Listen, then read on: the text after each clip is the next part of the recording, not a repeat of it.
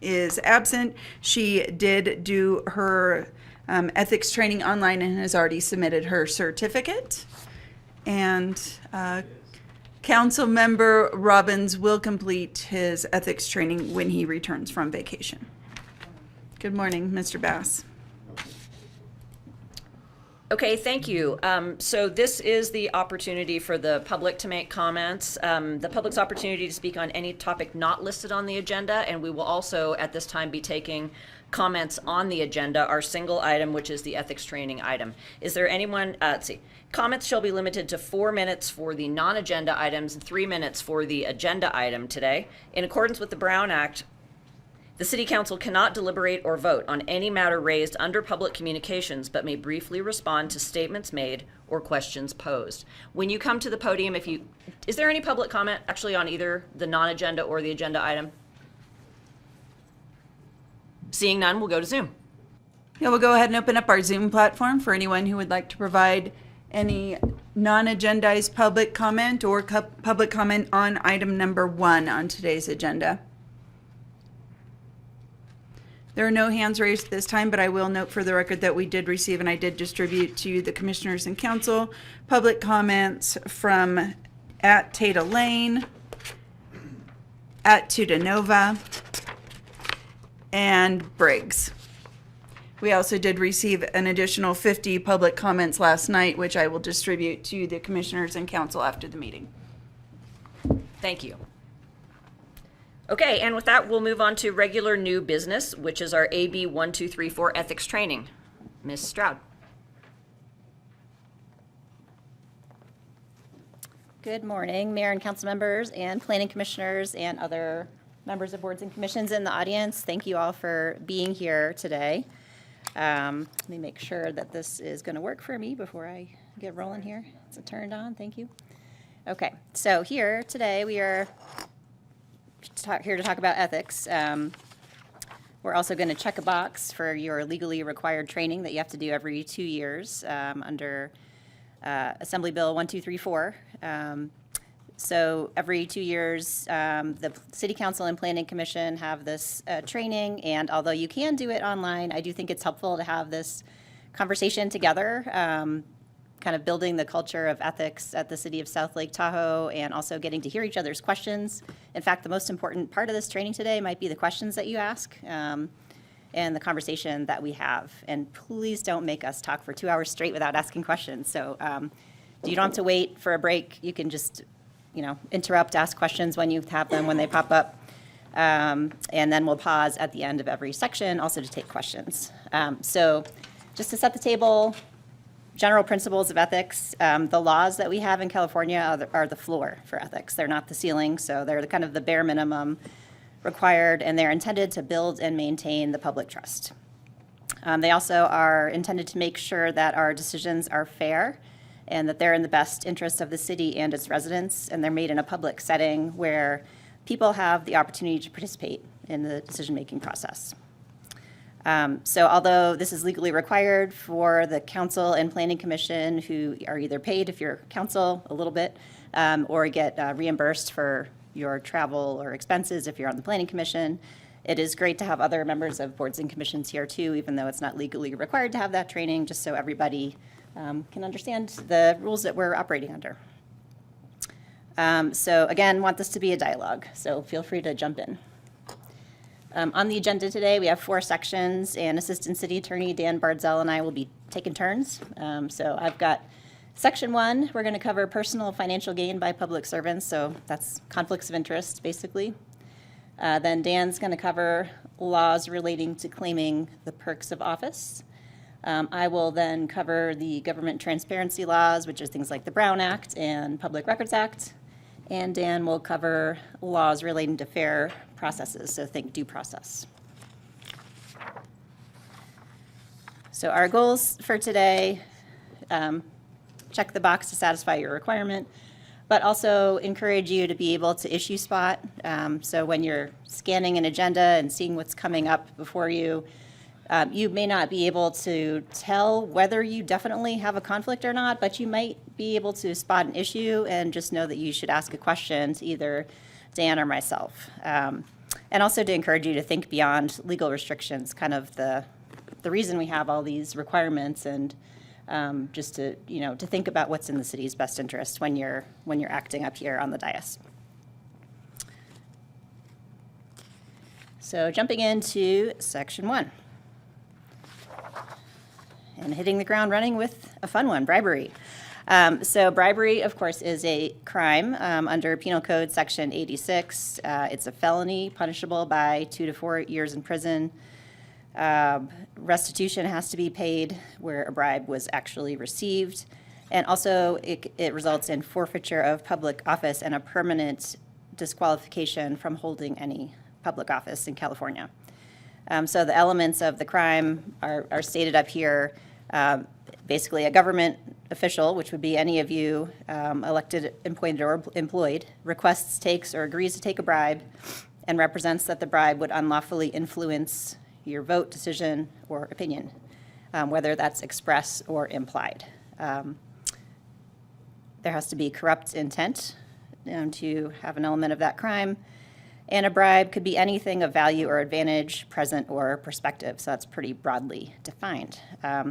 This is always one where you can find recent news stories, and there are a few that have been in the papers. Pay-to-play scandals that you can find just doing a quick Google search. There was a scandal in San Francisco recently regarding their waste hauler, Recology. It was found that Recology had bribed their former public works director for favorable contract terms and rate increases to the tune of about $1 million in bribes between 2014 and 2020. And as is common, it's not so obvious as just giving bundles of cash. There was cash payments of $150,000 a year to a nonprofit that the public works director could control the use of those funds. A $60,000 donation per year for a public works department holiday party, a job for the public works director's son at Recology, and gifts including a 2-night stay at a hotel in New York City to the public works director. So that did not end well for any of the people involved. And then another example, last October, a former Adelanto city council member was sentenced to 5 years in prison for felony bribery. He had accepted a $10,000 bribe to help a cannabis business get a permit to operate in a part of town where zoning didn't allow it, and also protect the business from code enforcement. As it turns out, the bribe was an FBI agent, the person offering the bribe. So he was caught and also did not end well for him. So conflicts of interest, this is where we're going to spend a good amount of time because it comes up a lot.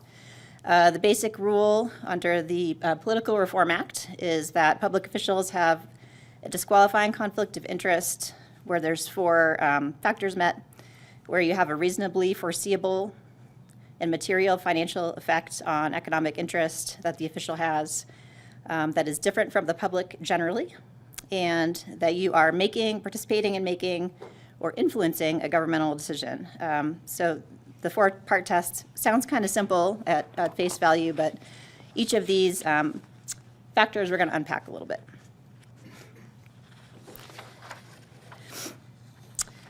So the purpose of these financial conflict of interest rules is that a recognition that you owe a paramount duty of loyalty to the public, and that your personal or private financial interests should not be allowed to enter into your decision-making process. In other words, you can only serve one master at a time, and that should be the city. The public also shouldn't have to wonder whether your financial influence may have influenced one of your decisions. So I'd say here we are pretty good about recusing from items where we have conflicts, and that is good, and that is healthy.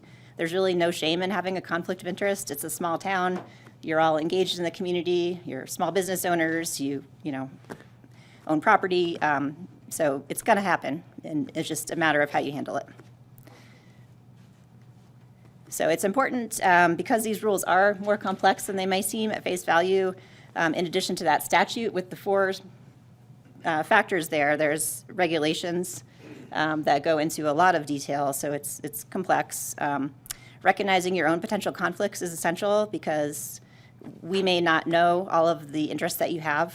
There's a lot of officials in the city, and we might not be familiar with all of your financial interests. So it's good to talk early with our office. Dan and I have open door policy. If there's something on the agenda, you have a question, reach out early and often. You can also, we may advise you to consider seeking advice from the Fair Political Practices Commission, which is the state agency with jurisdiction over the Political Reform Act. They can give formal advice letters that are helpful when it's a close call. So if you ask us right before a meeting, we're probably going to have to advise you to recuse out of abundance of caution, because sometimes it can take an hour or more to research these issues, and sometimes there's not a clear answer. So if we can't rule out a conflict, we may advise a PPC letter again. It can take 4 to 6 weeks to get that back. A recent example, we had to do an advice letter for the mayor and 2 other council members and the development services director for the Midtown area plan, because it's right in the middle of the city and everybody lives or owns property in there. So it is helpful to have formal advice from that PPC when there's a gray area, because if they say that you can participate, then you're immunized from them later finding a conflict.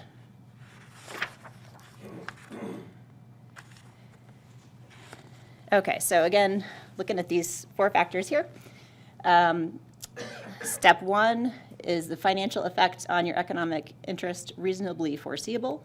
2, is it material? 3, is it the effect the same as on the public generally? And 4, when are you participating in the making or using your position to influence a decision from which financial effects result? So breaking these out a little bit, going to the first factor, which was reasonably foreseeable financial effect. So a decision involving any of these interests of yours would have a presumption of a reasonably foreseeable financial effect. So if you have a business investment of $2,000 or more in a business, that business is coming before council, planning commission, or another commission for a decision, you should recuse yourself because there's a presumption there of a conflict. Real property, $2,000 or more investment in real property. This one has somewhat complicated rules. So if the project is within 500 feet of property you own, there is a presumption of a financial impact on your property values. If it's farther than 1,000 feet, there's a presumption of no financial impact. And then between 500 and 1,000 feet, there is a test that applies. It's kind of a balancing test, and that's where I would usually recommend getting a PPC letter. And so we kind of call it the donut rule. So 500 feet or closer, probably a conflict. 1,000 or more, probably not. In the donut part, we don't know. So FPPC will tell us. And we've done a number of letters to FPPC, and I would say it's hard to guess how they're going to come out. They tend to be more conservative than you'd think, but sometimes they do say it's okay to participate. The city clerk has prepared maps showing a radius around the properties that you've all disclosed on your Form 700s. I don't know if those have been distributed yet, but if not, they will be. So it helps you and helps us recognize where you may have conflicts. And then leased property can also create conflicts, but there's a different standard, and it's whether the project is likely to change the terms of your lease, like the rent or that kind of thing. If you have a month-to-month lease, there's an exception, and there is no reasonable impact or no conflict presumed. So these other ones, sources of income, that comes up a lot. If you have, like, your job pays you, obviously, hopefully. So if you've made $500 or more within the last 12 months, any decision involving your employer, you'd have to recuse from. Exception would be a government salary, which is not considered income under these rules.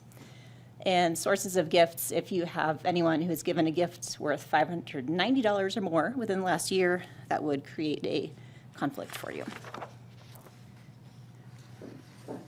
Yes? Are campaign contributions considered gifts? I'm going to get to that because this is a late-breaking change in the law. Okay. Yes, it's about as exciting as things are going to get. So, yeah, hold that thought. Yep. Any other questions so far? going back in the bribery section, just because you brought up the issue with the FBI informant, what is if, for instance, somebody were to approach us and say some kind of thing with a bribe, what is our best response to that person? And should we, to indemnify ourselves, report that immediately? How should we deal with that situation if that was an informant to make sure that we don't have any type of exposure?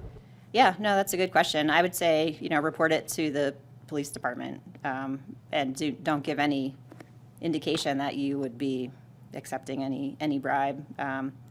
If they need to do an investigation, the police department and the DA's office would take care of that. So I don't think you shouldn't feel like you need to string them along to help a case.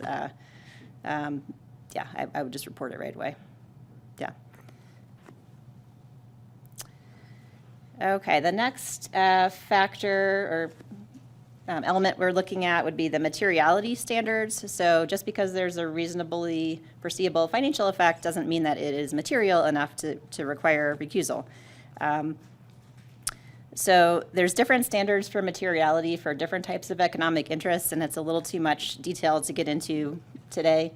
But just know that there's regulations that are very detailed that deal with this that Dan and I can help you with. So if it's a business interest, for example, unless your business is directly involved in the decision, in which case you would definitely have to recuse yourself, you would want to look to whether that decision would impact the stock price or the business value, which you may imagine could be a complicated analysis. And then the public generally exception, if there's a decision that affects more than 25% of the jurisdiction's properties or businesses, the FPPC considers that to be an impact on the public generally in the city. And if the impact on your interest is not any different than that, then it is okay to participate. So that can come up where you have a really big project that might impact a large portion of the city. For example, we do an annual asphalt overlay contract, and there's multiple streets involved. And if you looked at all the parcels that are within 500 feet of all those streets, it's probably going to be more than 25% of the residences and businesses in the city. There's also a relatively new rule within the last few years.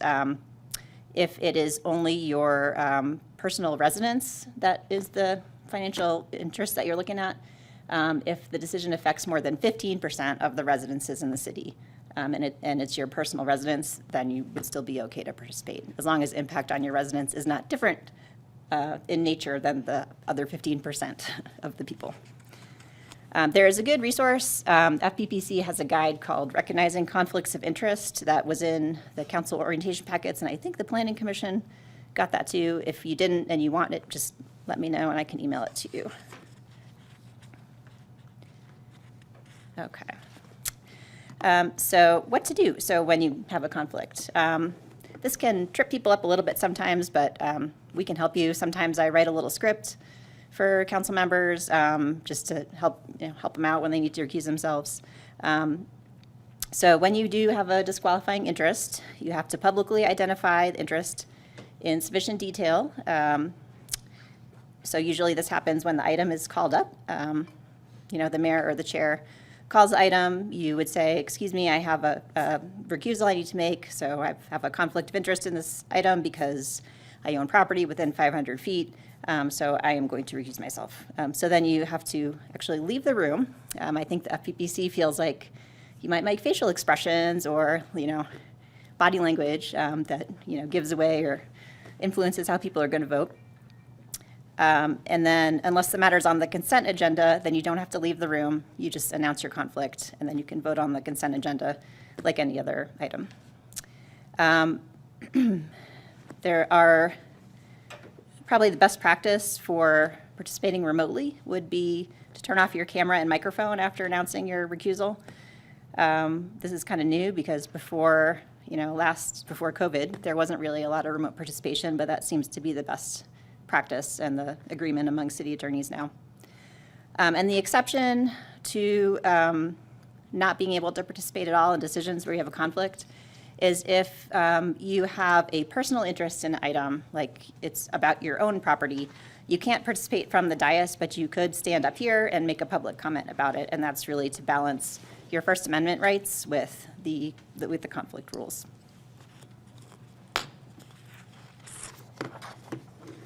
Okay, so that kind of ends that part. Any questions on that so far? Any questions from anyone in the audience too? I don't want to leave you guys out. Okay, so now on to contracts, and there's some kind of special rules and a special statute for conflicts of interest in contracts, and that's Government Code Section 1090. 1090 prohibits public officials and employees from having financial interests in contracts made by them in their official capacities. I believe that's pretty much verbatim the statutory language. Again, sounds simple. In practice, sometimes it can be more complicated. It does apply pretty broadly, so a contract wouldn't just be a new contract. It could be an amendment, it could be a renewal, extension, it could be an oral contract. So it's, again, broadly construed. This is basically the rule against self-dealing. And note also that the Political Reform Act and Section 1090 can apply at the same time, so then you got to do both analysis. An example of this could be, say, a council member runs an event venue, and then there's a proposed contract for the city to have the State of the City event at this venue. We could not do that because the council member would have a conflict of interest in that contract.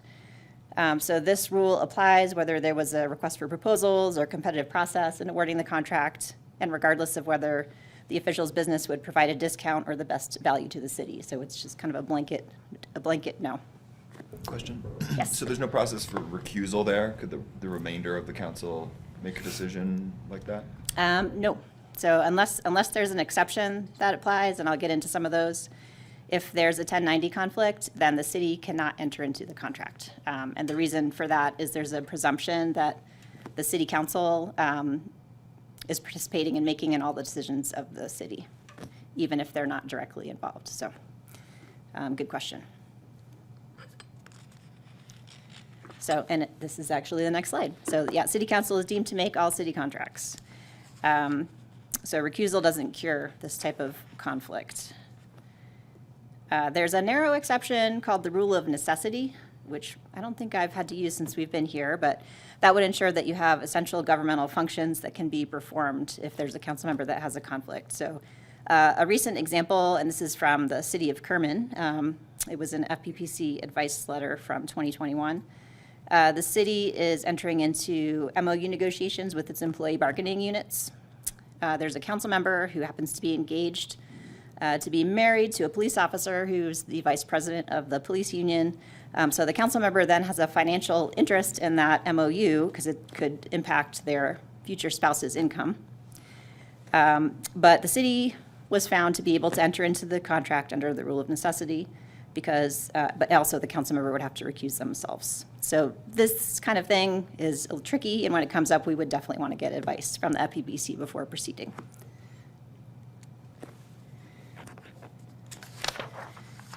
Okay. So there's also an exception called the remote interest exception. So here, if there's a remote interest and there's a list of all the remote interests in statute, the public official doesn't have an interest if it's remote and it's disclosed at the meeting and noted in the official record. So the city clerk would put that in the minutes for the meeting. Examples of remote interests would be if the council member or official is an employee or officer of a nonprofit organization, they are the landlord or tenant of the contracting party with the city, or it's a salary, the interest is a salary or per diem from a directly involved government department. Okay. Conflict of interest in contracts. Again, so non-interest exceptions. So there's remote interests and then there's non-interests. And I don't know why they use that terminology, but that's the legislature and that's what they did. So there's also a list of non-interests in the statute. And this doesn't require announcing your interest or recusing. They're just considered non-interests. So examples would be ownership of less than 3% of a company's stock if it is also less than 5% of the official's total income. Salary from a government agency, which is not directly involved in the contract, or if you are a non-salaried member of a nonprofit. In that case, you do have to disclose it. So they didn't make this easy on us. There's like ins and outs for every single rule. Consequences of violations for 1090 are severe. The contract itself is void and unenforceable. Payments made to the city, payments made to the entity that we contract with would have to be returned to the city. And the public agency can keep the benefit of the contract. However, for the official, if the violation was willful, it can be a criminal violation. Also, you could be permanently disqualified from holding office. And FEPC does have jurisdiction over 1090 now and can issue fines, so they have enforcement authority, and they also do offer advice on 1090. They've been doing that since 2014 when they took it over from the Attorney General's office. Okay, now, if I knew how to do animations on PowerPoints, this would be the woo, like this is all the new stuff. So, actually tried to figure it out and it was beyond me. So campaign contributions. The rule for a long time, and this was called the Levine Act, was that you would be disqualified from making a decision involving license permanent entitlement if you had accepted a campaign contribution over $250 in the preceding 12 months.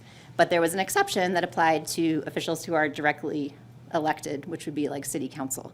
So it would really only apply if, and then obviously planning commission, other commissions don't have campaign contributions because you're not running for office. So it really only applied for council members sitting on another body. Like if you were voting on a TRPA item, it could apply.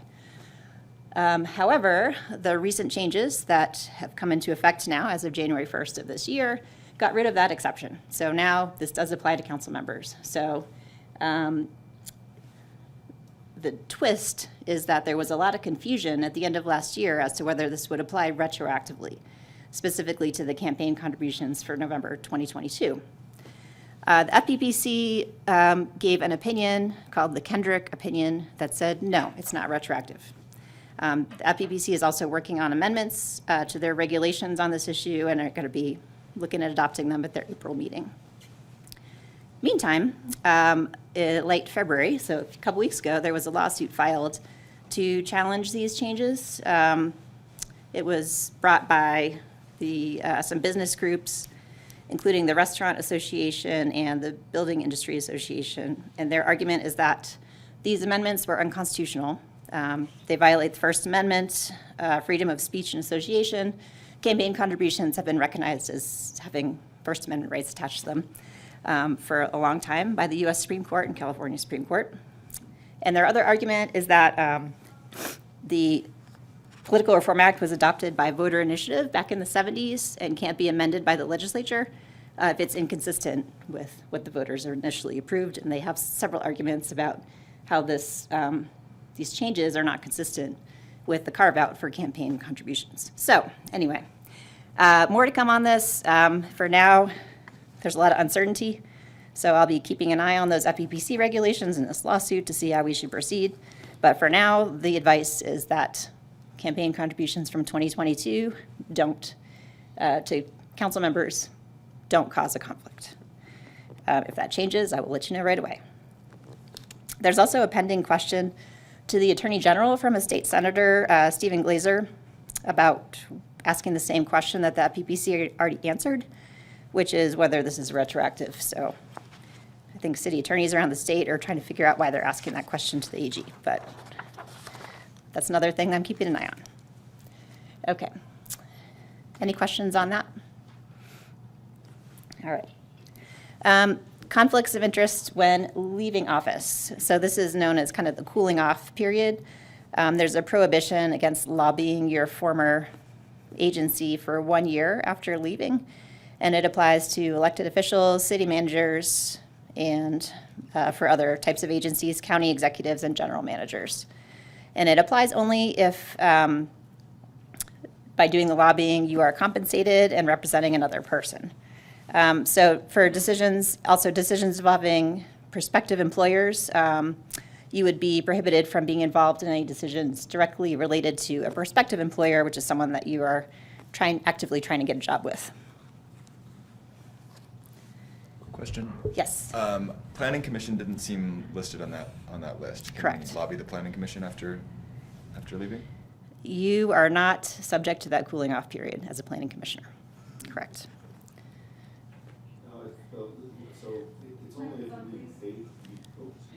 If you're being paid to be a lobbyist, so if I want to come in on my own business interest to have just discussions around something that may have to do with my own personal business within that first year, is that okay?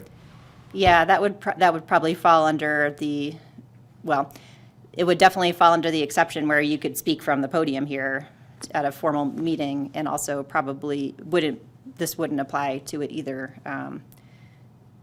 if you are not representing another person. But like, am I able to come in and have a meeting with, like, right now as an elected, I can never talk to you about my own business interests, but when I'm not in that first year, do I have to wait a year before I could even have a meeting with you about my business? No. Yeah. Yeah, certain things have like a tail on them, and others, like 1090 is one where as soon as you're not an elected official, there's no 1090 issue anymore. Political Reform Act has a longer tail. Yeah. Ms. Stroud, you have a question behind you. Oh, thank you. Could we define lobbying in your definition? Yeah, I think, as most things here, it's pretty broadly defined. So it would be like appearing before a council or a commission to argue for a position to be taken. Is that paid or If you, unpaid? yeah, if you're being paid. If you're being paid. Right. But if you're being not paid, then it's not considered lobbying, it's just, Right. okay. Yes. Thank you. Okay, and that is the end of our first segment, and we are to a quiz. So I'll ask the question out loud because I know we have some people participating remotely too, and then you can just yell out if you know the answer. Okay, when is it legal for a city council member to enter into a contract with the city? A, if a third-party intermediary, like a real estate broker, is used. B, if a council member discloses their interest in advance and abstains from voting. C, if the council member receives only a small payment or gets less than fair market value. Or D, if a council member is the best service provider available. Or E, never. Yep, good. Yep, that would be a 1090 violation. Good job. All right. All right, second question. Your home is 700 feet from a project with a permit on the upcoming agenda. You may participate in the decision, A, because the homestead exemption applies, B, because you have a month-to-month lease, C, because your property is more than 500 feet from the project, D, for all of the reasons above. Correct.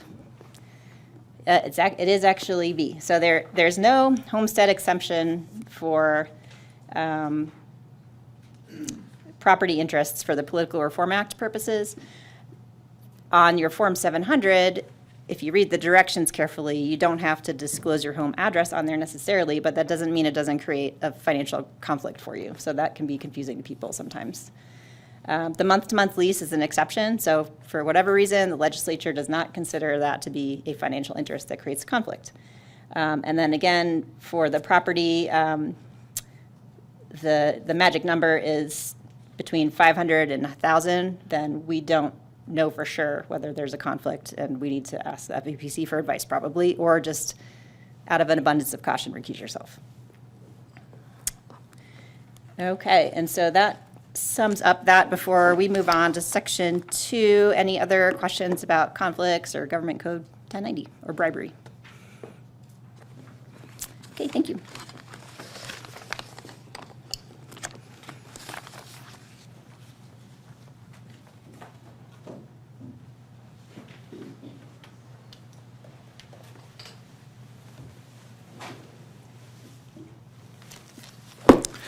All right, so next we're going to talk about laws related to claiming parks of office.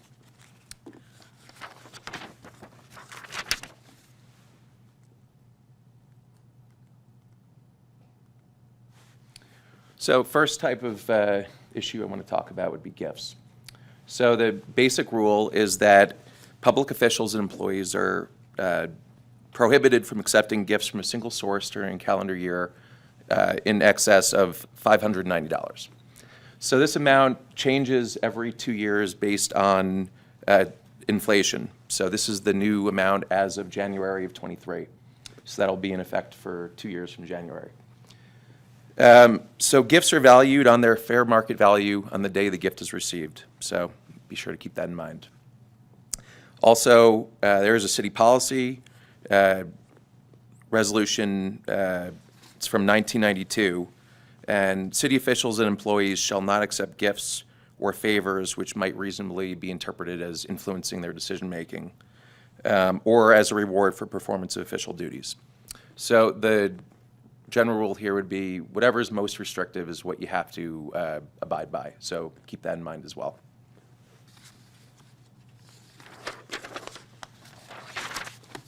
Question, so this is prohibiting all gifts, maybe you'll get into this, of greater than a certain value, including gifts from like a parent or a significant other or something like that?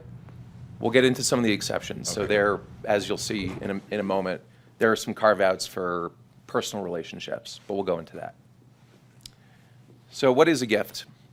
A gift is going to be anything of value that provides a personal benefit when the donor doesn't receive equal consideration, meaning something in return of equivalent value. This would also include rebates and discounts unless those rebates or discounts are also given typically to members of the public.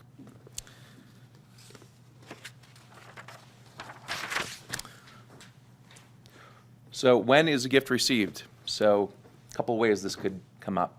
It's either when you take actual possession of the gift or when you are exercising control over the gift.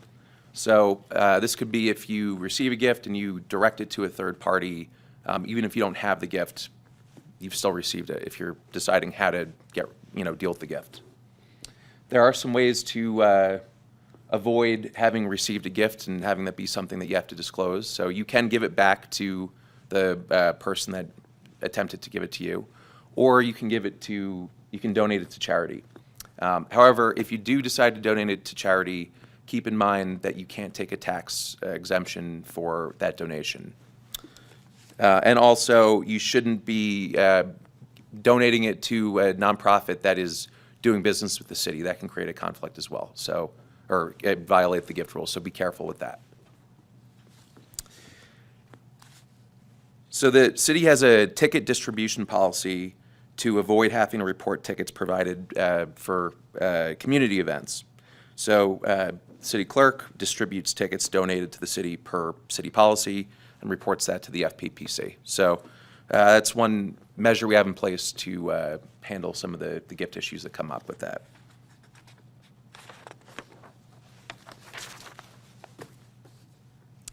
So there are numerous exemptions or exceptions to the gift rule.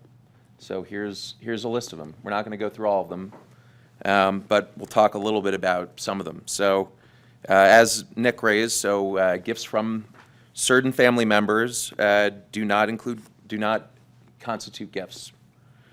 There's some other ones such as campaign contributions, inheritances, personalized plaques or trophies with a value of less than $250. These things typically do not constitute gifts. There are also some statutory exceptions to the definition of gift, such as home hospitality, acts of neighborliness, reciprocal exchanges made in the context of certain social relationships, bereavement, and exchanges commonly made in the context of a bona fide dating relationship. So the broad picture here is that the law doesn't expect officials to be robots. They understand that there are certain personal relationships that are unrelated to your duties as officials, and there is some flexibility there. But if you have a question on anything as it comes up, always reach out to myself or to Heather.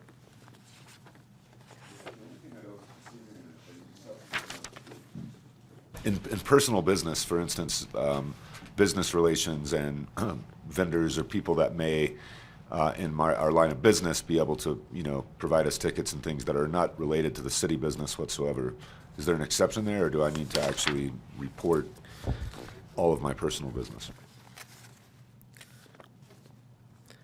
So I haven't researched that specifically about in the context of a business relationship. Obviously, the broad picture is if it's unrelated to your duties, it's likely going to be okay. I don't know if the city attorney has more feedback on that at this moment. No, I think we should probably talk offline on that. This list isn't exhaustive, so there might be other exceptions that could apply, but we would need to look at that.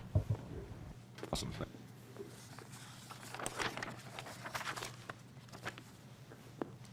There are some special exceptions for travel payments. So specifically payments by a government agency or nonprofit, some of those payments will not be subject to the limits and are not reportable. So the way this can come up is, for example, the city's trip to the city of Amica in 2020 was a trip that was partially covered by the city of Amica. Because it's paid by another government agency, it's not considered a gift and not subject to these limits. So that can come up depending on the source of the funding for travel. Travel rules are very specific, so be sure to check with our office if you do plan to travel, and we can give you specific advice on those circumstances.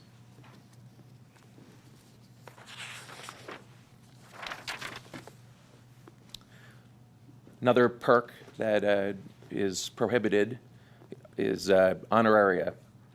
So the basic rule is that elected officials, city managers, city attorneys, and city treasurers can't accept payment for these items listed here.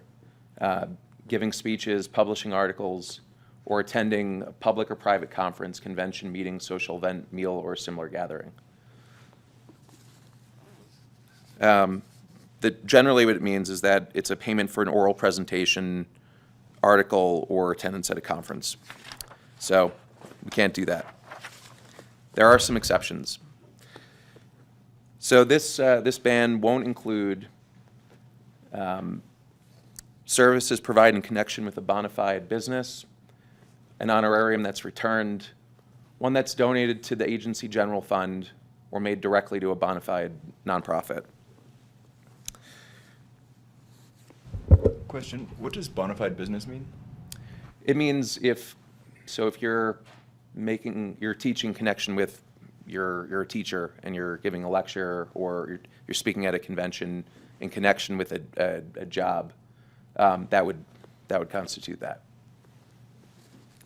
Quick question with that. So I'm actually asked to speak a lot on the cannabis industry and different aspects there. And sometimes, especially in the last few years, they will also list, city council member of South Lake Tahoe.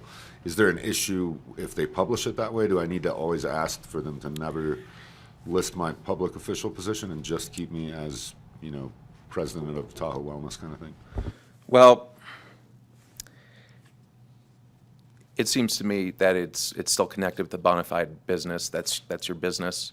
So it's something that I'd suggest we talk offline about, and we could look into it further. But at first glance, it seems like it would fall within this exception to the ban here, and that you'd be entitled to do it. But we could talk offline about how you describe your title. For these exceptions, some of these could still be considered income or a gift that is equal to the gift limitation.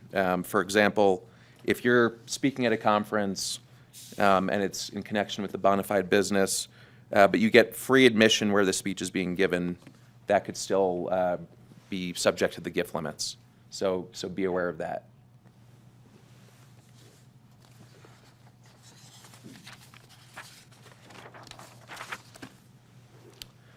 Next issue that comes up is misuse of public funds.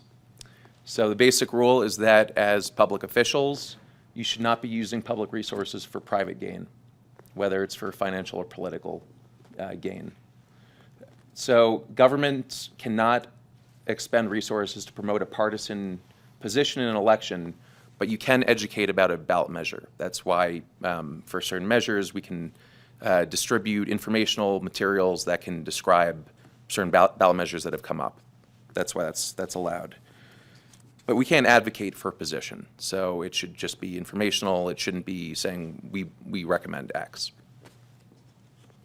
Also, there are some carve-outs for minimal incidental use of agency resources. If you had a pen from the city, something small, the state law permits certain small uses of resources.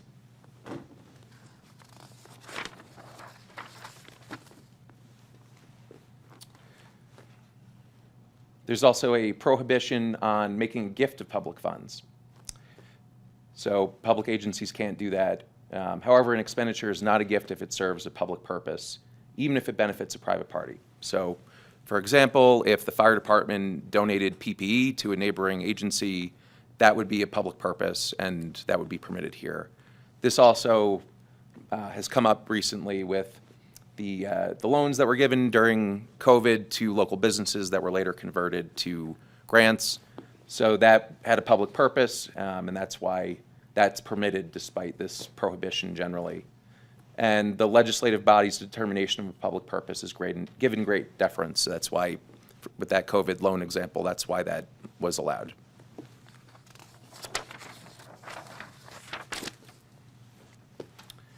Next up, we've got the mass mailing prohibition. So mass mailing cannot be sent at public expense, and the mass mailing is defined as a tangible item sent or delivered to 200 or more people within a calendar month that features an elected official with in these manners that are listed on here. So photograph or signature, or singling out an official by displaying the name or office, basically emphasizing the official. And there's a dollar amount of $50, so it has to be prohibited in excess of $50 and paid with public money. So one thing that comes up is there is no prohibition on emails, so that is not covered on this. So it's not subject to these requirements. Some examples, though, of exceptions to this besides the email thing that I just mentioned would be mass mailing in which an elected officer's name only appears in the letterhead, a press release, items sent in the regular course of business from one governmental entity or officer, an interagency communication, legal notices, the agenda for public meetings, and business cards. So those are all exceptions.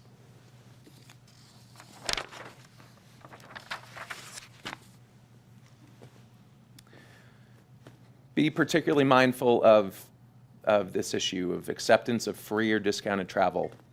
So public officers may not accept free passes or discounts from a travel company. This won't apply to all employees, but it'll apply to everyone on the dais today. If you accept free or discounted travel, you forfeit your office. So it's a very severe penalty to violate this, so please take this very seriously. It doesn't apply to discounts offered to the general public, so it's only if you're getting a special discount that wouldn't apply broadly.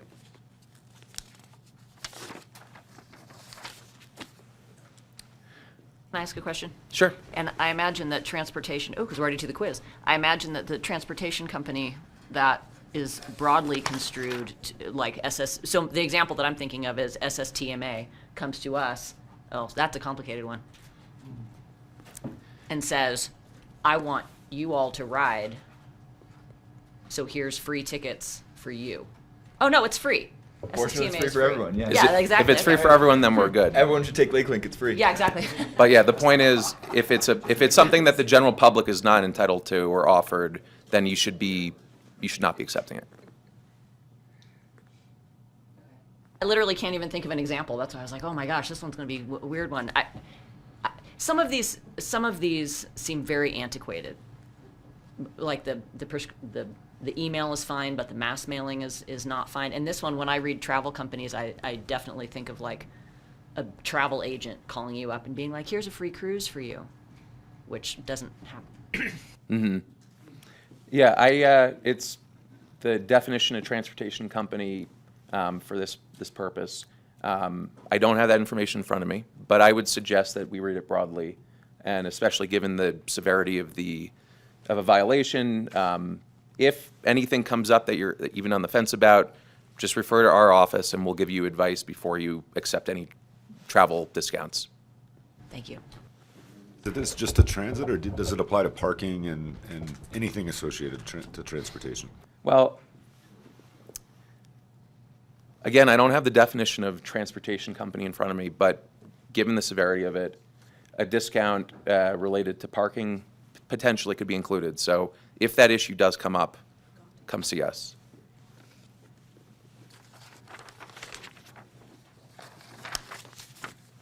And now we're on to some more quiz questions. So question number 3, a business owner gives the mayor a $75 gift card to thank her for the city's snow removal efforts. To avoid having to report this gift, the mayor donates it to the city's employee engagement team to give to the employee of the month. Is this permissible?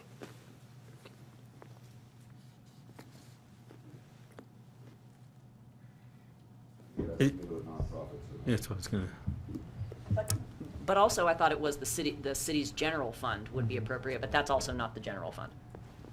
Yeah, it's a gotcha question. You're right. That's so the answer is no. This is still reportable unless you give it back or donate it to a charity subject to what we talked about earlier with some limitations within 30 days. So you got to do it quickly. Don't drag your feet on it if it comes up.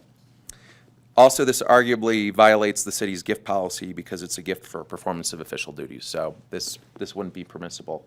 And also, you raised a good point about it's not the general fund. So for multiple reasons, this is not going to be okay. Can you clarify the general fund point? Yeah, so so the engagement team, so it's not going into the fund that our finance department has set up for, funding the city and its operations, for example. But as opposed to going directly to that, this is going to a person who's giving it to an employee. So it's not going to the general fund that's set for those. So it's just, is it okay if someone wants to give $75 to the general fund? I've never heard of that happening, but is that Well, what in you're saying this is allowed? in this instance, no, because it would be for performance of official duties. So there would be city policies that violated that. If there was someone that wanted to donate money to the city, generally outside of the scope of these issues, potentially, I think there would be, people would be happy to get money to the general fund, but that would be outside the scope of this presentation. Yeah, and I'm just going to jump in a little bit because we do have a financial policy for the city accepting donations that was recently adopted. So there is a way, if people want to donate money to the city or to a city project, that can be done, just not to a particular official or employee. All right, next question. A council member wants to create a newsletter to mail to her constituents.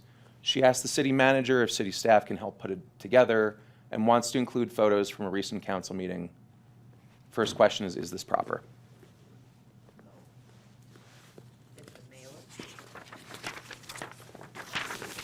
Mail, right? Not email. It's just her constituents, so I guess now, Say no. So the answer, that's correct. This is not proper because it violates the mass mailing prohibition. Well, we also shouldn't be able to ask the city staff to help us with our campaign issue, right? I think the email would be proper because we've asked the staff to help us. Well, if it's not clear from this that it's a campaign issue, but it does say constituents. So yes, I would say you definitely would have to refer to existing election laws before doing that, and it wouldn't be appropriate to, have city staff expend city time on campaign issues. But if it was more general, it's allowed. Right? The city's allowed to do mailers that are not specifically campaigning for one person. Well, it would fall back on it can't basically emphasize the officials. So sure, we do informational mailings all the time. It would just have to be within the requirements we talked about earlier for mass mailings. Dan, I'd also say that it would just, in that situation, that would come up as a council direction, not a council member directive. Thanks. So the second question here, what if the newsletter was emailed? Any thoughts on whether that's going to be okay? I think it would if there wasn't the constituent issue. Excuse me. If there wasn't the issue around the campaign issue, email was allowed. Isn't that accurate? That's accurate. So taking away the word constituent here, so just broadly, for example, the city manager's newsletter, if that goes out, that's by email, that would be okay. Email is okay. So as far as mass mailing goes, that's not going to trip us up.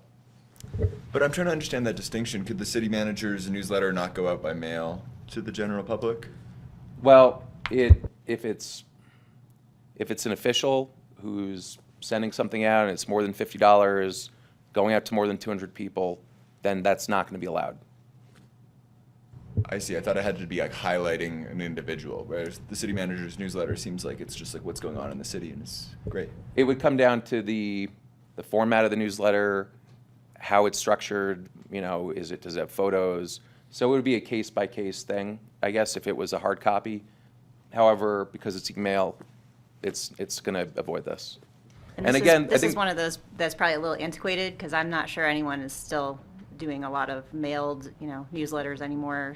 Email or social media is a better way to reach people these days, but the law hasn't really caught up with the restriction, so that's fine. right, and I would speculate that one reason for that would be email doesn't cost money to print stuff, and it might be a little bit, cheaper in that way. So that's that. Any questions on this section before we move on? All right.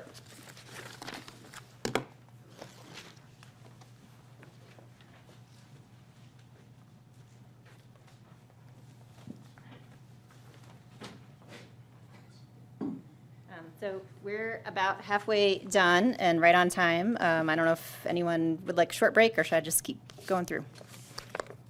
Okay, looks like we're good to go.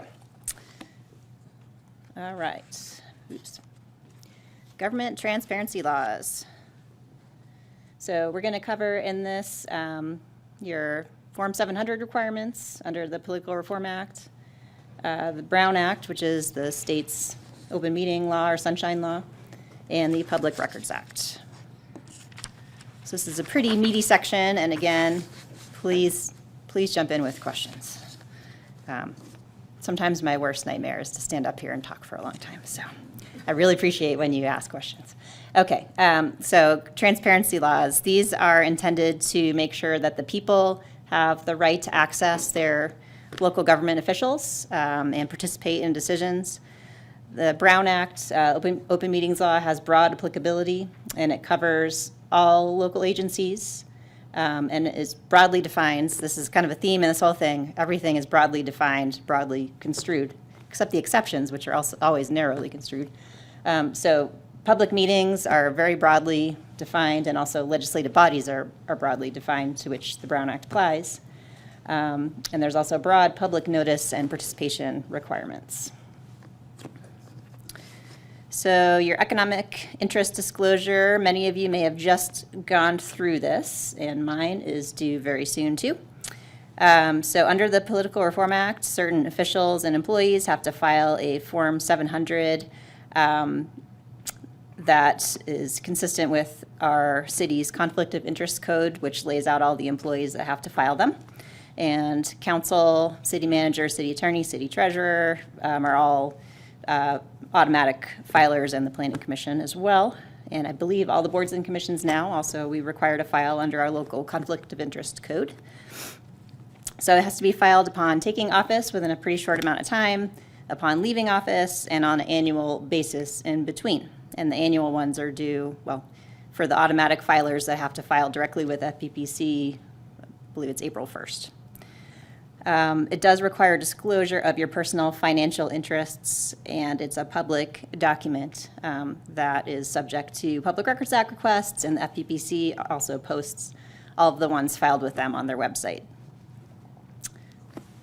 Okay. The FPPC does redact home addresses if you put it on there, and your signature for privacy purposes. Okay. And I will say the Form 700 instructions are complicated, and I personally have to read them all every year because sometimes they're not very intuitive.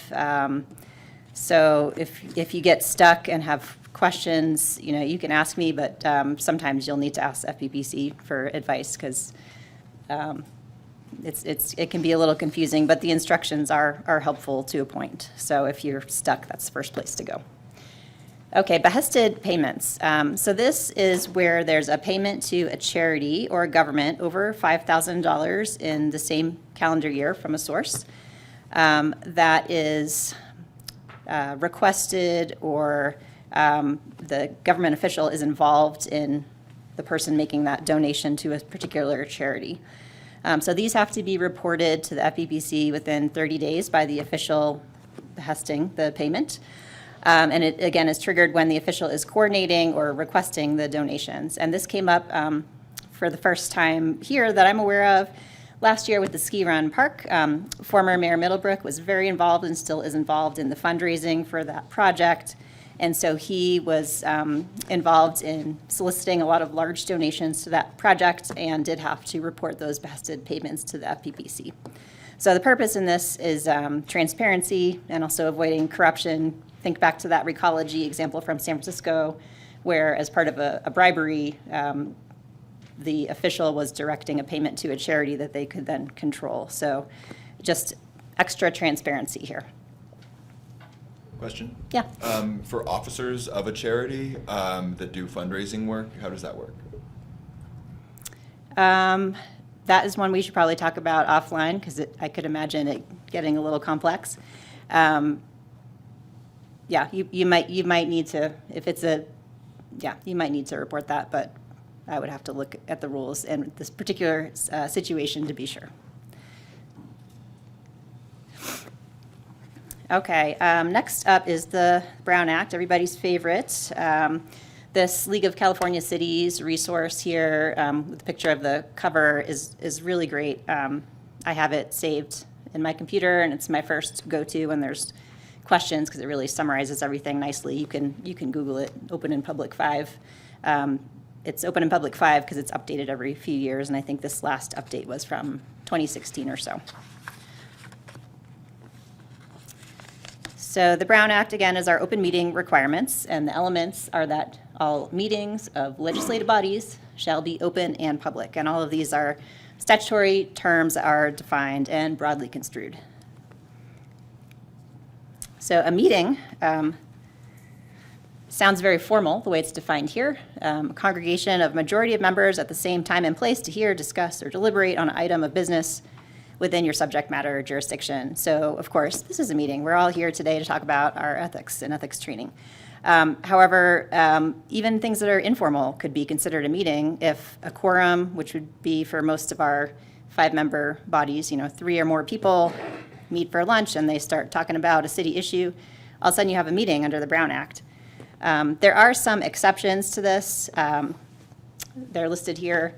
Conferences, so a quorum of a body could attend a conference as long as you're not talking about city business and it's open to the public.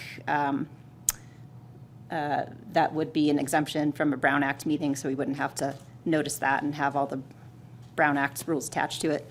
There's a pending question to the Attorney General's office on whether a state of a city address hosted by the local chamber qualifies as a conference for an exemption to the Brown Act, which is an interesting question. I think all of us in the city attorney world assumed that that was subject to either the conference exception or the community meeting exception. But apparently there's a district attorney in this particular county, I think it's in Ventura County, that thinks it's a Brown Act meeting. And so now there's a pending question to the Attorney General on that. So I'll monitor that one. That case is a little different than how we handle it here, because the chamber makes it a private event and charges a fee for entrance. So makes it a little different than ours, which is open to the public and anybody can come for free. Individual contacts is another exception. So obviously you are all leaders in the community and you can have conversations with people about city issues without it being a Brown Act problem. You can talk to your constituents, other members of the public, local businesses, and then you can talk to one other person on your body. That's all in the individual contacts exception. Community meetings, a majority can attend a public meeting held by another organization to address topics of local community concern. Again, can't discuss city business amongst yourselves if there's a quorum there. And we usually do, our city clerk posts a notice of possible quorum when we're aware that that might come up. Standing committees, that's another exception. We don't really have standing committees here. That would be like some bigger cities have like a city council subcommittee on like the environment. So it'd be less than a quorum of the city council on a standing committee that has regular meetings to hear items kind of before they come to council. So those would be full Brown Act bodies. And then meetings of other legislative bodies. So the majority of a body can attend the meeting of another body. For example, the planning commissioners could attend a city council meeting, or city council members could attend a TRPA meeting without having to coordinate in advance to make sure you're not going to have a quorum in the audience. I had a question about that one. Sure. What about like carpooling? Can three of us carpool together? Yeah, so the way I handle that is it's okay, but just don't talk about city stuff. You got interesting people, you probably have lots of other things to talk about besides planning commission items. So yeah, that's okay. Same city- thing with like a social gathering. Yeah, just you need to be careful not to be talking about city business or anything that might come before you. And city organized events like coffee with the mayor. Yeah, that would be, there would be an exception that would apply to that, for sure, yeah. Does the rule apply like it does with carpooling, just in general, essentially? So in the fact that we're in a small town and three of us may end up in the same place and maybe we're congregating, but as long as we're not talking about city business or anything agendized, we're not breaking the Brown Act. Right, Yeah. yeah, I mean, it'd be like a social gathering probably is, or a business event or a community event of some other organization is where that might come up, so, yeah. That's fine. Just need to be cognizant, not to be, talking about what's coming up, the hot topic on the next council agenda. What about things that are not agendized, that are kind of high ideas that, may at some future point become agendized but have never hit the record or been part of city business? Yeah, I would, as a theme, apply it broadly. So anything that's within the city's jurisdiction, I would avoid discussing with a quorum. So you can talk with one other council member about it, or of course the city manager or myself about it, but not with two other council members, unless it's at a agendized public meeting. Yeah. Good question. What about training seminars? Training seminars, there's an exception for that too. It'd probably fall under the conferences exception. Yep, good question. Okay, so now we get into the more, less intuitive, I'd say, types of meetings. So a serial meeting would be, an example would be like a daisy chain. If,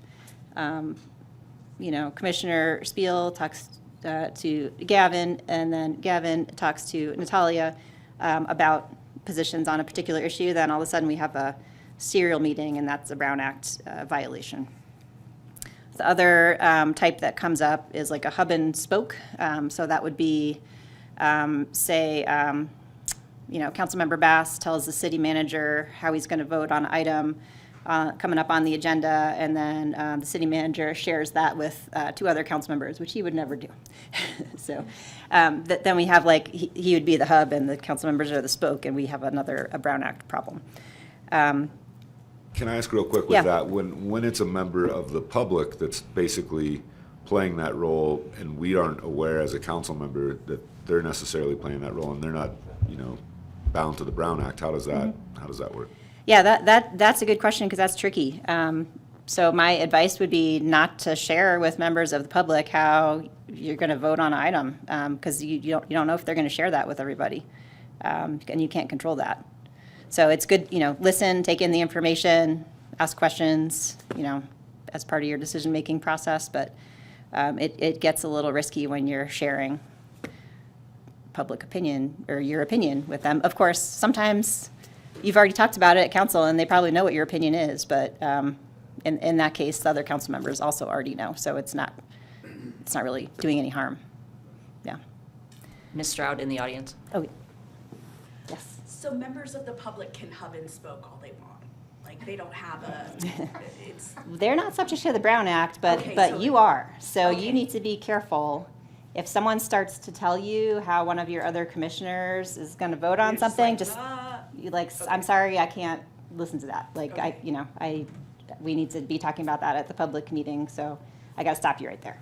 Okay. Yeah. So if they're hitting everyone up, right, like email to you and email to you, then they're allowed to do that as people of the community. Yeah. Rallying. And then, but we have to keep our position cayenne, right? Yeah, that would be the safest approach, I would say. Listen, take it in, and just say thank you for the information, and I would encourage you to come to our next meeting. We'll be talking about this issue. Awesome, thank you.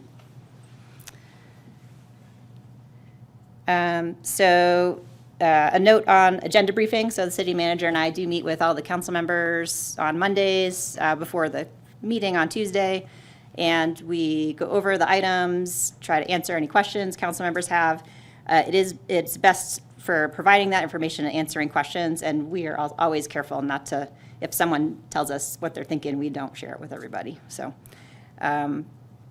the purpose of these rules is to ensure that city's decisions are made during public meetings where the public has a meaningful opportunity to participate and that the decisions aren't predetermined before you even get to the meeting. And I will say that here we do a very good job of that. And I often don't know how council's going to vote on things or what's going to happen until it happens. So kudos for that. It makes it interesting too. So email is another kind of tricky area with the Brown Act, and there's some special recommendations. I would recommend avoid sending emails to the whole rest of your body, whether it's commission, city council. If it is necessary to do that, just use it to provide information and don't solicit a response. And then also be careful replying to emails, not to communicate your position or make a commitment on a pending matter. And I wouldn't direct a reply to a majority of your legislative body. And just think before you send an email, because 99% of the time, emails are what gets people in trouble, because you kind of type them up fast and hit send, and then whoops. Or you do it on your phone and you accidentally reply all. So it can happen to everybody. This is a big... Heather? Yes, go ahead. How's a blind carbon copy work on that? Yeah, so city manager and I often, when we're giving information to everybody, email is a convenient way to do it. So we do use the BCC function, and that is kind of a foolproof. So if someone has sticky fingers and accidentally replies all, it doesn't reply to the rest of the people on the BCC line. It'll just come to the two of us. So that's a really good tool trick of the trade. So here's an example of, and this kind of gets to the question from Eleanor too. So a resident, could send an email to all 5 planning commissioners expressing concerns about a project coming up for a public hearing at your next meeting. And at the end of it, they might say, I hope you'll vote no on this. And I want to know what you're going to vote. So you could reply to that email just to the person who sent it, not to everybody. And acknowledge the email and encourage them to come and attend the meeting. I wouldn't say how you plan to vote, and I wouldn't hit reply all. And I would forward a copy of that email to the city clerk so that it can be included in the record for the agenda item, especially if it's sent within 72 hours of the meeting. Because there's a special rule that we have to include all public comments or written materials sent to a majority of the council or the body, in that we use a blue binder in the lobby for those, so that the public has access to all the information that's before you. Can I ask a question about that? Yeah. Okay, so that example goes to something that's on the agenda, but typically the emails that we get are things that are not on the agenda. So I actually never thought of forwarding that to the city clerk if it's something that's just a complaint about snow removal or something. Does that need to be done or no? 'Cause no. No, just Okay. the city clerk keeps the administrative record of all of your meetings. So if it's on an agenda item, then I would definitely send it to her. If it's just a general complaint, she gets a lot of them anyway. But I'm sure she doesn't want to hear all of them that we get. I think your phone number must be the first one that people call, because I overhear the conversations on a daily basis. Can about I all dig kinds into of that a things. little more, Yeah. please? I think if it's a legislative item that may come to council, through policy change or something, keep those and probably forward those to the clerk just to be safe. And then quasi judicial, where the council or planning commission's acting as the judge. That's where you really want to kind of not have any appearance of fairness issues and hold your opinion to yourself and listen and come to the hearing and the meeting at council. You take that public testimony and formulate your opinion with all the previous information. Yep. That's That's the a safest good way to point. do it. I see, and it's quite frankly promotes the democratic decision-making process the most as well. So you're listening to all of the stakeholders throughout the entirety of the outreach, whether it's city-initiated outreach or public-initiated outreach. You're just being a sponge of the information and taking it in, and then when it's time to hit yes or no, you make your decision. Yep, that's a great point. And Dan's going to be covering some of those due process issues on quasi-judicial hearings in the next part, just as a little teaser. So, yeah. Yep. I have a question. Yeah. What about sharing information, a news article, whatnot, with other members of your body? I would say that it depends. If it's something directly related to something that you're working on as a council, someone could probably make an argument that is telegraphing how you're going to vote on the item, and you could end up in hot water there. So probably the safer thing to do is to share it with the city manager or myself, and then they can distribute it to the rest of the council with the BCC, and then it wouldn't be clear where it came from necessarily, and wouldn't be telegraphing your position on an item to the rest of your council members. I had a question. On an agenda item that came before the commission repeatedly, and I was approached by a coworker who was a friend of the person involved and said that individual wanted to meet with me. I referred her to the city staff and that they would be the best resource, and I told them I wasn't interested. And I was planning on asking advice on that if it came in front of us again, which it is likely to, but just wondered if you had any input on that. Yeah, that's what you did is probably exactly the best approach, especially if it's an item that's like a land use permit or appeal, which a lot of the things coming to Planning Commission are. Those are the quasi-judicial matters, and you do have to be careful talking to people outside of the public hearing. So any of those things that have a public hearing attached to them, it is probably better to refer people to staff. If you do meet with them, it's better just to listen and not share your opinion necessarily. So. And But we are the going to right address thing. that in section 4 Yeah. as well. Sorry, I don't mean to steal all your thunder, Dan. Yep. It's going to be a nice short section 4. It'll be good. I've sort of thought of public officials having a bit of a role to like campaign for an issue. If you want to affect some sort of change to drum up public support, is that in conflict with this? It could be. So if it's a legislative matter, like adoption of our housing element or something, that's a legislative thing. It doesn't involve a specific project. I think that's okay. There's less restrictions on that. When you get into the quasi-judicial role, you want to be more careful to not make it appear that you have a preconceived position, because your role is then to act like a judge, kind of. You're just supposed to be listening to the public hearing and the evidence presented there and the testimony presented there and making your decision based on that. And if it looks like you've already made up your mind before going into that, then that can create issues for you where you might get advice from us that you should recuse yourself. Got it. Thank you. Yeah. Now, let's say the information has already been delivered in public eye, and you are now then allowed to share what happened after the fact, after it's been delivered. Yeah. There's no issue with communicating after. No, I would say that's, a very appropriate part of your role on a commission is sharing with the public what you've done. And a lot of, you probably have social media accounts where you might post things that happen to share it broadly with the audience, or email people who are interested in it, that's totally fine. Yeah, yeah, you just don't want to do it beforehand. Okay. Yep. Okay, any other questions on that?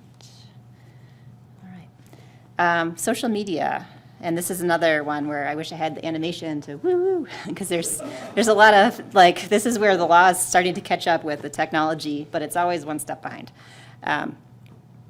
So AB 992 became effective a couple years ago, and this made some changes to the rules for participating on social media for public officials.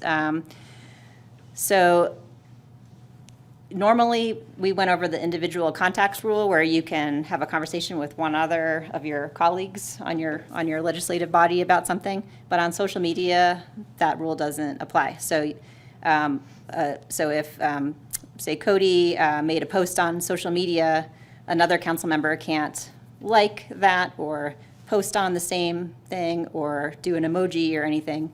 And I think the presumption is because it's public, even though there's only 2 council members doing it, everybody else probably saw it, or at least one other person.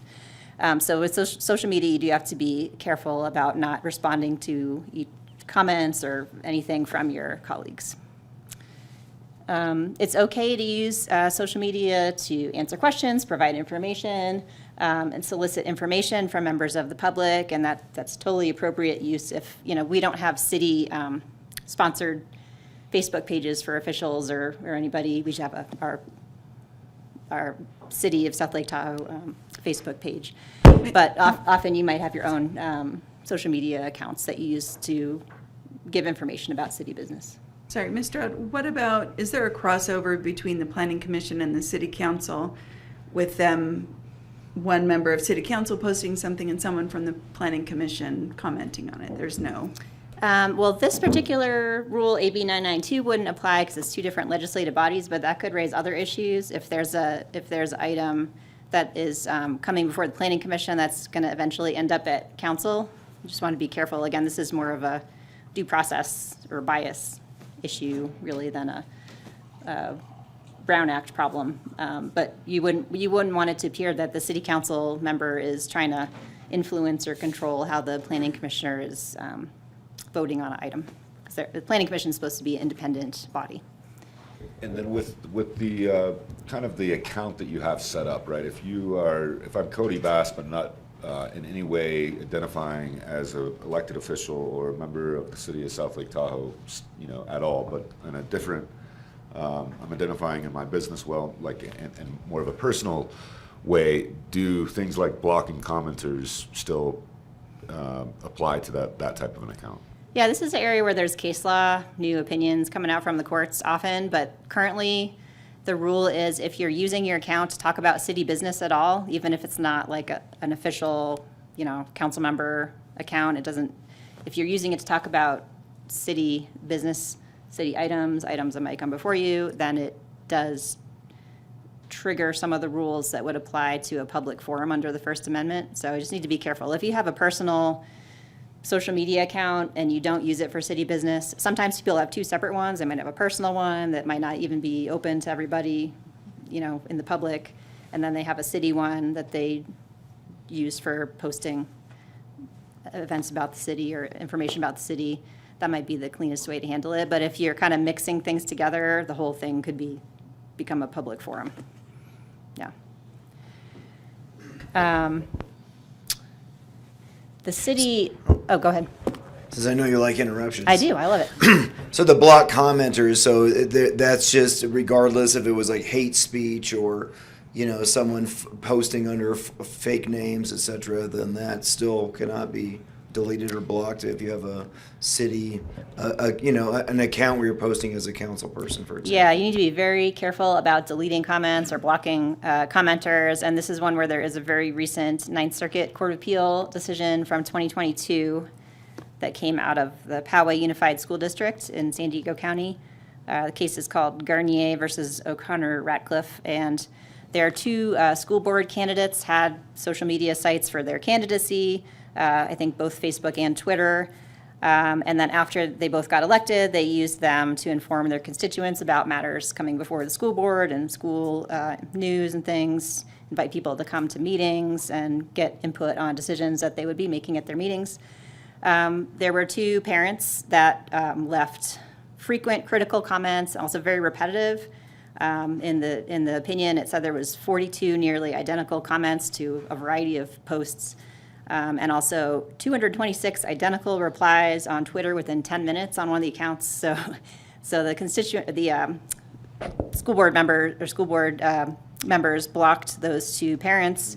And then the parents sued, and they argued their First Amendment rights were violated, and the court did agree because the social media page was found to be a public forum under the First Amendment, and the blocking of those parents was considered to be viewpoint-based discrimination. So even though they were just kind of clogging up their accounts, there are things you can do about that, but it's, if you want to have that engagement, the good comes with the bad. So you can disable all comments.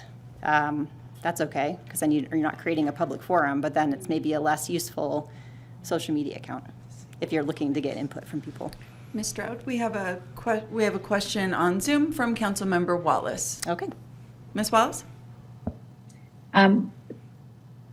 Ms. Stroud, I just have a question. If you get a comment from someone on your social media pages that is obviously not a constituent of the city of South Lake Tahoe, can you block them? I would say no if they're commenting on something regarding the city. Okay, perfect. But if they're commenting on something not regarding the city? Yeah, that might be one where we'd want to talk offline, but generally, yeah, if you have a kind of hybrid site and it's part personal stuff, part city stuff, and it's a comment about someone who's not related to the city about a personal post or unrelated to anything, that doesn't seem like it would be an issue. The other thing is if the commenters are violating the platform's own rules, the platform can block or manage that according to their own rules. But the social media sites, as you're probably aware, don't really have very strict rules about that. So a lot of things kind of get through. Okay, thank you. And so I guess I'm just wondering, is the advice probably best to have, if you're gonna engage in Facebook or whatever it is, to have a city account that you only deal with for city business, and then keep another account that you never talk about city business or identify yourself as city business? Because if it ever is looked at, would you not be able to say, this is what I always use, and what is the public forum, and this is not the public forum? I think that's probably the best practice, and it probably doubles the amount of work you have in managing your accounts, unfortunately. But personally, I don't use social media, but if I did, that's what I would do. Yeah. And the city also has a social media policy that was adopted in 2019, and Ms. Baker and I are going to be bringing a discussion about potentially amending that to council soon.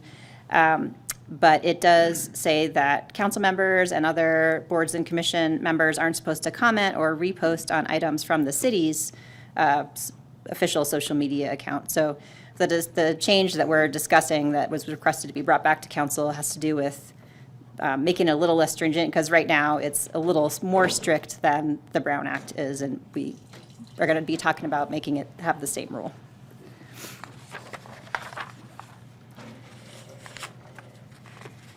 Okay, so we're still in the Brown Act. Legislative bodies is another defined term, also defined broadly. It is a governing body like the City Council, an appointed body like the Planning Commission or the Arts, Culture, Tourism Commission or the Police Advisory Commission or the Parks and Rec Commission.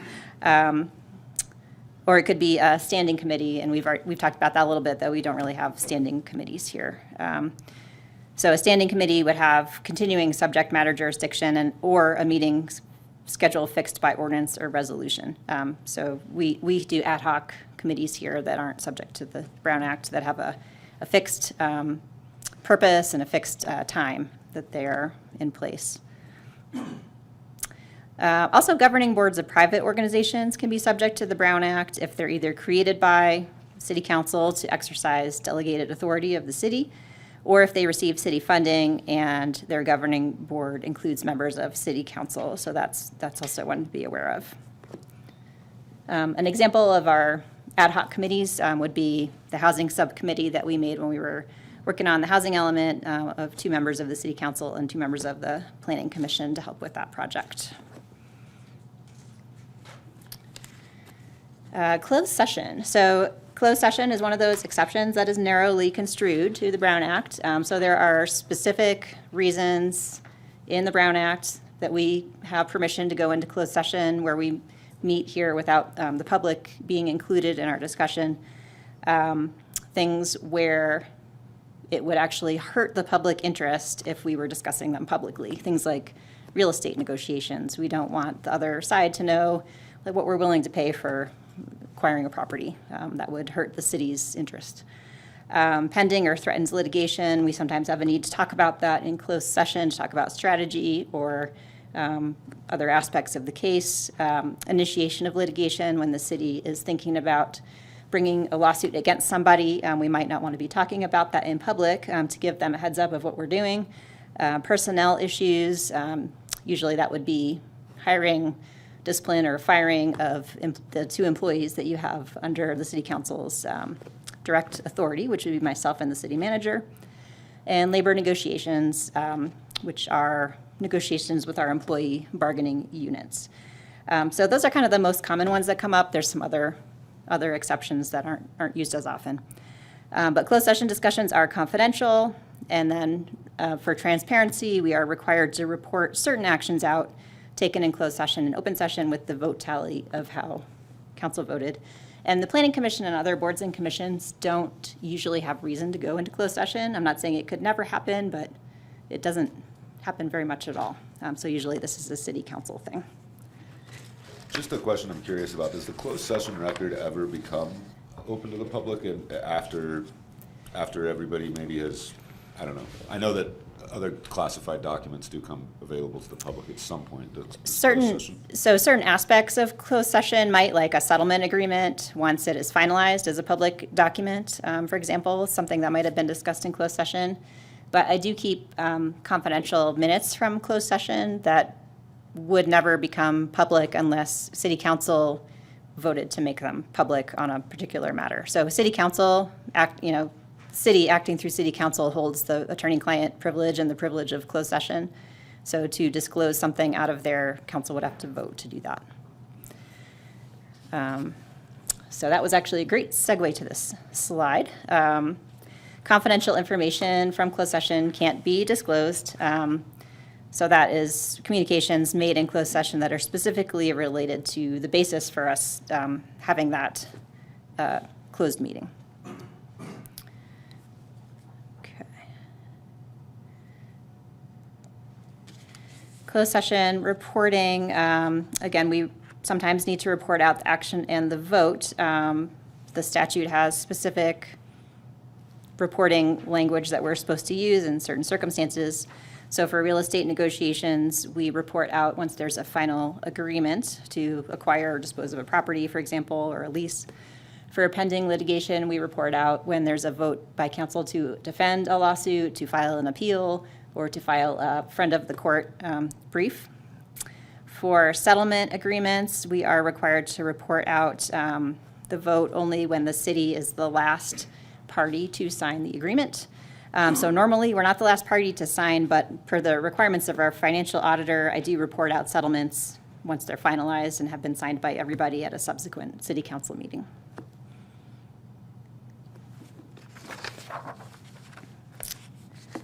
Okay, now the agenda. Again, we're still in the Brown Act here. So you can only take action on items that are on the posted agenda. The agenda description can be brief, but it has to be enough information so that a member of the public could tell what the item is and if they want to come, if it's something they're interested in, if they want to make a comment on it. So kind of, just like the headline newspaper test, like it needs to give enough information so we know what's happening. The posting requirements for agendas, regular meetings have to be posted 72 hours before the meeting, which our city clerk does online and in our little case out here. They have to be posted 24 hours a day, available to the public. Another maybe antiquated thing, because now that we have it available online, I don't think anyone's coming in here at midnight on Saturday to look at our paper agenda, but it is still required to do that. And then special meetings only require 24 hours posting. An example of that, we had a special meeting during the Caldor fire of the City Council in order to ratify the emergency that was declared by our city manager. There are some exceptions to these requirements. If there's an emergency like a flood or some type of major catastrophe, we can have an emergency meeting of council without the 24 hours notice. We do need to notify all the reporters in town. It's pretty rare to have an emergency meeting. Usually the special meeting with 24 hours notice is sufficient. And then an urgency item would be one that the need to take immediate action came to attention of the city after the agenda was posted, and that would require a vote of 2/3 of the legislative body to put it on the agenda and be able to talk about it and take action on it, even though it wasn't on the posted agenda. Again, that one doesn't come up too much because we're pretty organized and generally know more than 72 hours in advance if we need to do something immediately. So I don't think we've had to use that one, at least in the past 5 years or so. Public participation. Public in California has broad rights to participate in public meetings and can speak on any matter within our jurisdiction. So in the non-agenda public comment item that we have at every one of our meetings, people can pretty much talk about anything, because the city has pretty broad jurisdiction. The chair or the mayor can briefly respond and refer matters to staff, but cannot take any action on items that come up during public comment. And the public also has the right to address the legislative body on matters on the agenda. It has to be before or during consideration of that item. So normally we have public comment before the discussion of the body on the item. And public has a right to make audio or video recordings of any of our Brown Act meetings. And as I mentioned before, any written comments provided to a majority of the body within 72 hours of the meeting have to be made available to the public for review, and we do that through the blue binder that the city clerk puts in the lobby. Remote participation. Here's another woo-woo, new things. So traditional Brown Act rules, which Councilmember Wallace is participating under today. You can participate remotely if your location is listed on the agenda 72 hours in advance. So if you know you're going to be out of town and you still want to participate in the meeting, you can do it that way. The location has to be open to the public, so you'll notice that she was noticed as being in a conference room at a hotel in Oakland, so that if someone from South Lake Tahoe happened to be there and wanted to sit with her while she's participating in this meeting, they could do that. Also, the agenda should be posted at that location.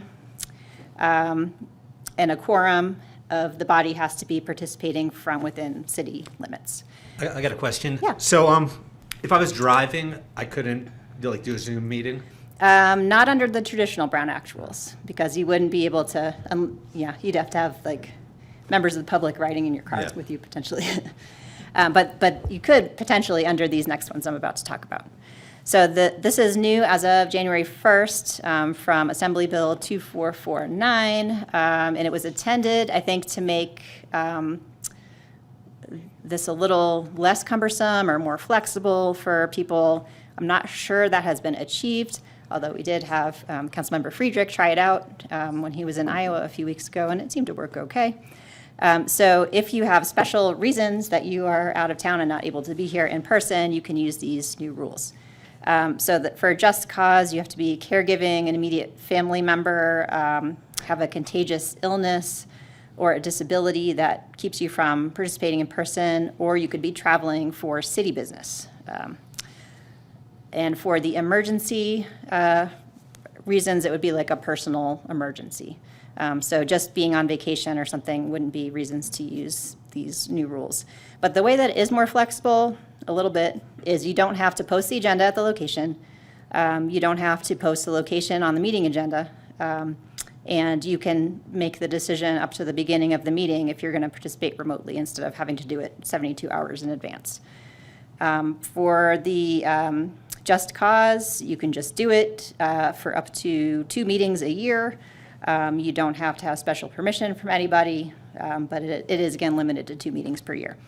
For the emergency exception, you have to have the rest of your body vote to allow you to participate remotely. I don't know why the emergency one is more strict than the Just Cause, but that's how it was drafted. And that emergency one is limited to 3 meetings in a row or 20% of the meetings in a year of your body. It's also, if you need to, you can miss a meeting. So that's, sometimes none of these work and you just need to not be there, and that's okay. There's a requirement for both of these new ones to allow remote participation by the public, which thankfully we are doing, thanks to our excellent city clerk. We have been doing that since pretty much the beginning of COVID with hybrid meetings. And if the remote technology goes down, then the meeting cannot continue. So it gives a little and takes a little away, but that's how it is. Okay, any questions about the Brown Act? Because we're about to move to the next part of this. Okay. Public Records Act. So this is just a recognition that the city's business is the people's business. So anything written down, recorded, with limited exceptions, is going to be a public record that's subject to disclosure. As technology has changed, it has become more complicated to keep track of all our records. For example, we have body-worn cameras now with our police officers in addition to dash cams, and all of that is public record.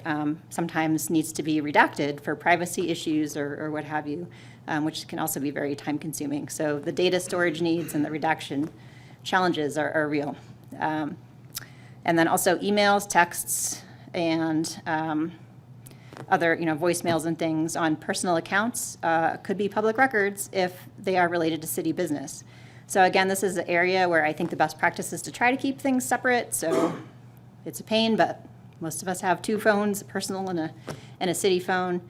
And in fact, there's a cell phone use policy change coming that will require use of city-issued cell phones for city business so that we will be able to better preserve text messages. So we're getting a new software that's going to be able to do that. But in order to avoid preserving all your personal text messages, it's going to be a lot better to have 2 different phones, because we don't want to be searching all your personal text messages. I'm sure you don't want that either.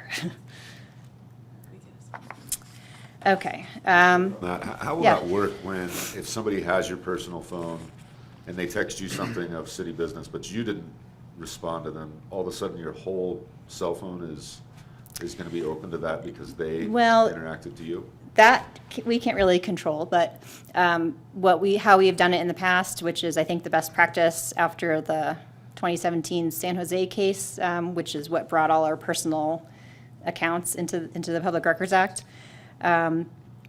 is we use an affidavit. So if we get a Public Records Act that's asking for texts and voicemails or what have you, then you would sign an affidavit, give it to the city clerk that tells us that you have searched it and given us what you have that is related to that request. So we're not in a position to be confiscating your device and searching it, and don't want to go there. So, yeah. That could happen, correct? It could happen, Okay. but has not happened. Yes. But it could happen. Yes. Yes, thank you. You do not want Sue looking through your phone. Yep. So there are some exceptions to the Public Records Act, and similar to the closed session exceptions, the exceptions in the PRA are things where the public interest is protected by having certain things not be disclosed under the PRA. So these are things where disclosure would harm the public interest or where there might be intervening privacy interests. So some of the more common exemptions that come up are drafts of documents that are not retained in the ordinary course of business, pending litigation where there might be strategy or things that would be disclosed, personnel records for city employees. Obviously, there's some privacy issues there. Medical, dental, and other insurance records, privacy interests again, closed session materials, And then attorney-client privilege and attorney work product. I have a question. I thought that there was also, maybe this is encompassed within drafts, for notes, my personal notes. Yes, if it's notes that you're taking, like while you're up on the dais during a council meeting, and it's, part of your deliberative process, there is a deliberative process exception for the PRA as well. So in other words, the idea is that the public shouldn't be able to get into your internal decision making. You're expressing that by your comments up here, but your personal notes are okay to keep personal. Okay, thanks. Yeah. And we are to the quiz. Okay, an applicant coming before the Planning Commission has requested to speak to the commissioners in closed session to explain their personal medical reasons for needing a zoning variance. Can the Planning Commission do this? No. Right. And there's a tension here between the private, obviously this person, applicant, might not be comfortable coming up here and saying why they need a variance in explicit detail if it involves a medical condition. But this is unfortunately not a valid reason to have a closed session. So there's a tension between the public needing to be involved in the decision and the reasons for it and some privacy interests. There may be ways to handle this to be a little delicate, and probably the best way to do it would be to work with staff so that they're aware and can explain in more broad terms the reason for it without going into detail. Okay, you're unsure how to vote on an item at an upcoming meeting and request information from the city manager. Should you A, copy the email to the entire city council, B, forward the city manager's response to the rest of the council members, C, only email the city manager, or D, none of the above? Yep, you guys are good. Yep, that would be individual contacts, which are fine and do not violate the Brown Act. And then, of course, the city manager shouldn't share that with everybody else. Okay, so we are almost done, and I will turn it back over to Dan.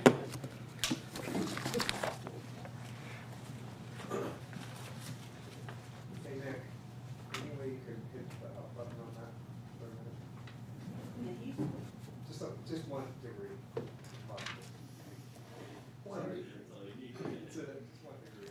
Thank you, sir. That's part of the duties. All right, so last section here. So we're going to talk about laws related to fair processes. So the first one we're going to talk about is the common law bias prohibition. So this means bias prohibition that's been developed through court case law. Elements here to this prohibition are, so a public official must exercise the powers conferred upon them with disinterest and for the benefit of the public. So that should be a guiding principle in everything that elected officials do. Can't be tempted by personal or pecuniary interests. It'll also apply to non-financial interests. And if you do have a bias, then you're disqualified from participating in the decision. This comes up more often with quasi-judicial areas. So, for example, a consideration of an appeal of a permit, something like that. Whenever there's a due process right to someone, you have to be particularly careful about bias issues. So this came up in a pretty well-known case, Petrovich v. City of Sacramento, a few years ago. So in this case, impermissible bias was found where a council member acted like an advocate rather than a neutral decision maker, and it was on a gas station permit appeal. So in that case, the council member had drafted talking points and basically spoke to other council members in advance of the meeting to try to reach a no vote on that appeal. And this was in advance of the hearing.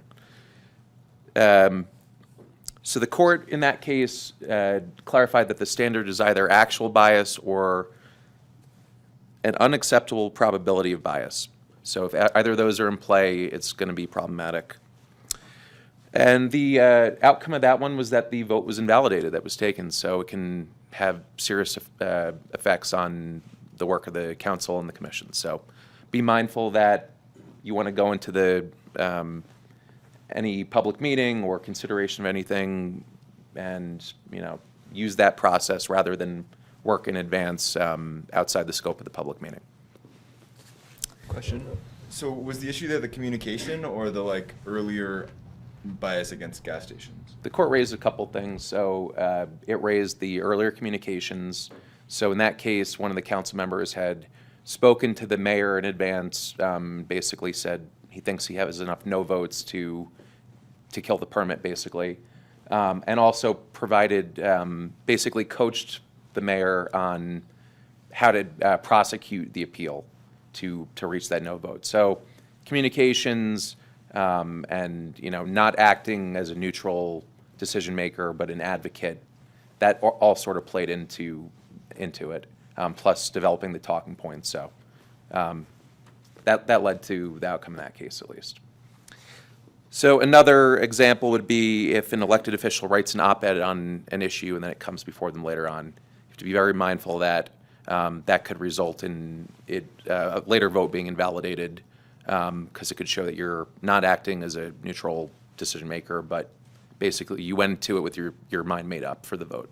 So be careful about that.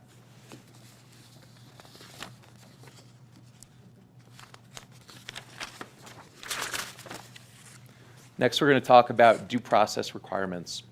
So this applies to quasi-judicial matters that I mentioned a moment ago, for example, appeal of a permit. And this comes up when it's application of existing rules to a specific set of facts.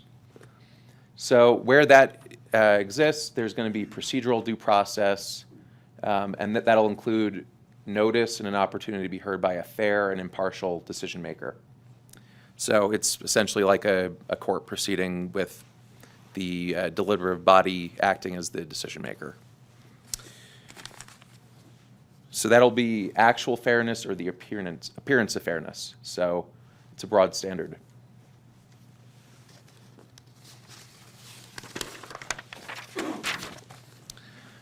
Now getting on to an issue that was raised earlier during the training, ex parte contacts. So on quasi-judicial matters, you have to be very careful about interacting with people involved in that process outside of the public meeting. So, for example, it would be the grocery store bumping into someone who has a permit appeal before a decision-making body. So you want to be careful about that. So the best practices here would be avoid it. So go to the next aisle. Just, avoid it. Listen, but do not engage if you are, you run into them in that next aisle. Just don't discuss the matter that's going to be coming before you. If it happens, disclose it and describe the contacts. When the item is called, so at the public meeting, note for the record, you ran into so-and-so in the grocery store, this is what they said. This could also come up if someone emails a commissioner, or if you do a site visit, if you go to a parking lot where there's some issue coming up, note that for the record. But you should really be mindful to gather the information needed to make the decision during the public meeting process. So just try to stay within the confines of that.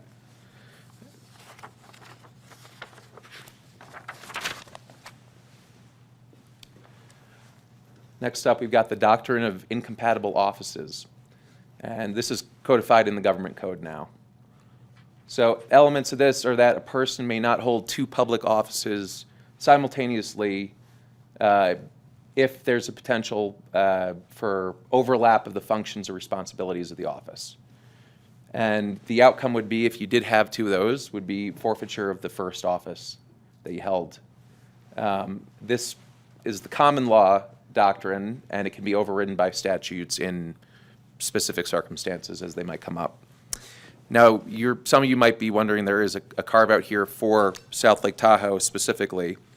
So council members and other local agency officials can serve as members of the Cal Tahoe Conservancy Board and the TRPA Board simultaneous with your duties here. So that was a specific legislative change made in the last few years. Is there a question? Yeah. I just wanted to clarify. I've been appointed to both the Park and Recreation Commission and the Measure P Oversight Committee. Is that an example of incompatible offices, or is that okay? Well, it would depend on if there's an overlap, the duties and responsibilities. So it would take a specific comparison of those two particular positions. I don't know if the city attorney has any further specific info, or if we should talk offline on that. Yeah, I think part of the analysis is a significant clash of duties too, in addition to the overlap. So because they're both city commissions, I wouldn't think there's a clash of duties there. Usually it comes up where there's two different agencies, like you couldn't be on the school board and on city council, or on the SDPUD and on the planning commission. But two different city commissions, I don't see an issue. How about El Dorado County? Would that be considered two government positions? Well, what specific position? Probably dealing with arts and culture, same thing. If I was awarded some, position. Potentially, that could create a conflict if it was arts and culture at the county and at the city level. Okay. That would be a significant clash of duties, potentially, so Okay, and that would be problematic.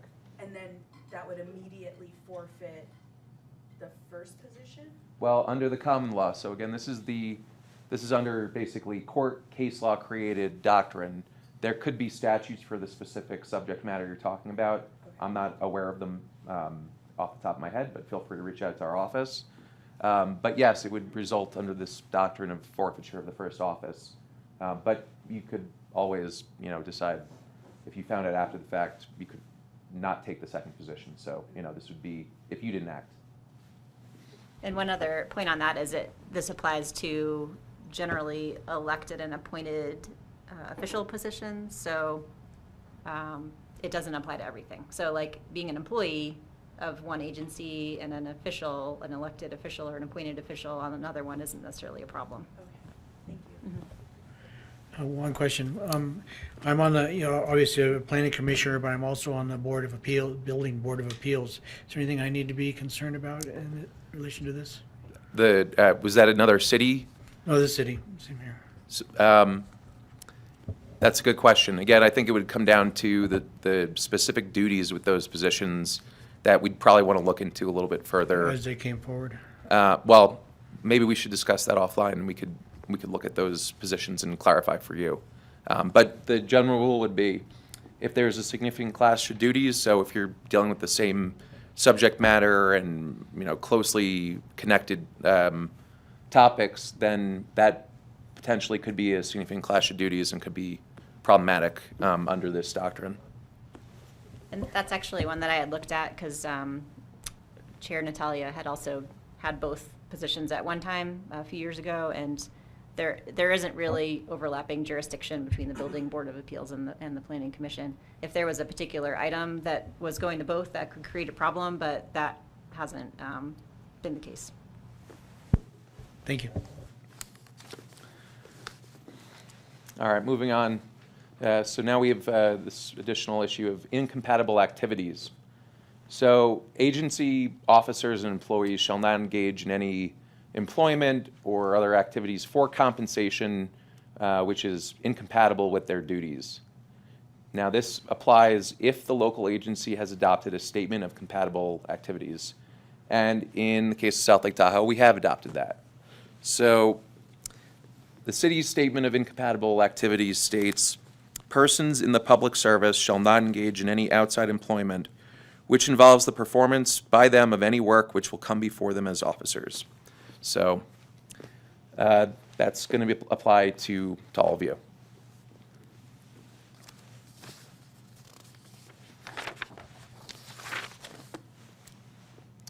Next up, we've got anti-nepotism laws and policies. So officials are disqualified from participating in decisions affecting their family members. Under the Political Reform Act, you have to recuse when decisions have a material impact on your spouse or dependent children. However, case law has expanded that.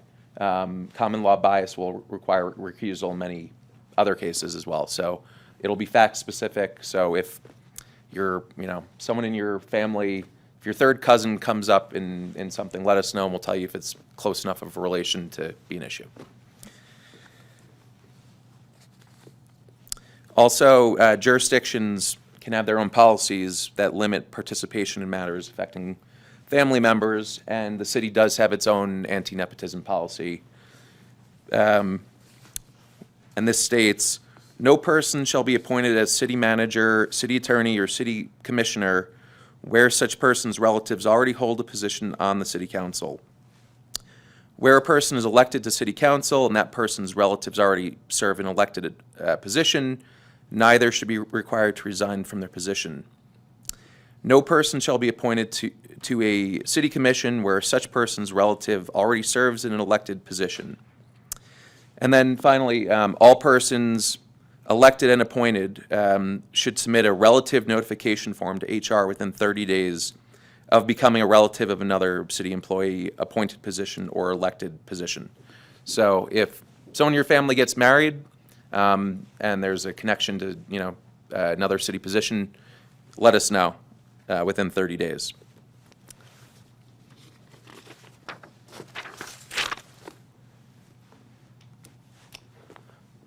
All right, next we've got the competitive bidding requirements. So this typically applies to construction projects, and the general rule here is that public works projects must be awarded to the lowest responsible bidder. And the purpose here, in short, is to serve the public interest, obtain the best economic result for the public. It also prevents waste of public funds, guards against favoritism, fraud, and corruption, and it's not designed to protect the bidders themselves. So it's a public focused requirement.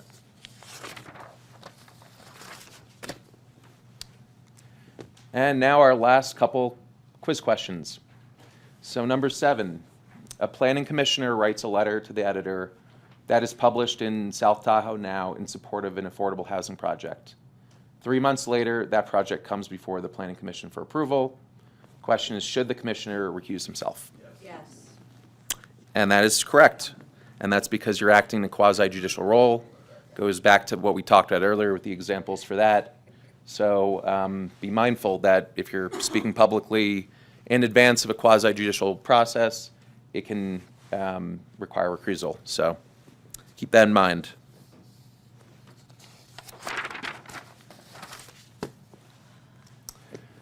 Number 8, an STPUD board member runs for city council and wins. Can she act in both positions? And that is correct. They are incompatible positions. They have significantly overlapping duties. So she must resign from one, or else the first position will be deemed vacated.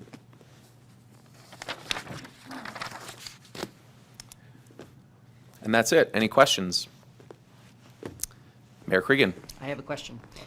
Actually, with regard to quiz question number 7, which was, we just heard, the South Tahoe Now editorial, and the question was, should the commissioner recuse him or herself? And the answer was yes, but what if the commissioner does not? Well, then it falls back on the example I gave earlier with the Petrovich case, where a court, if say it's a quasi-judicial process, it comes out in some direction, and then that person files a suit to challenge the decision, it can be invalidated, and the council's decision, would not be effective. And the body that would have standing to bring that case would be the party, the losing party in that situation. Typically, it would be the person with the property interest, or the person that's going through the process to appeal the decision, and it has a material impact on them, basically. So yes, it would be the person that had the decision go against them, typically. Any other questions? The Planning Commission is talking about area plan amendments right now. Is that quasi-judicial?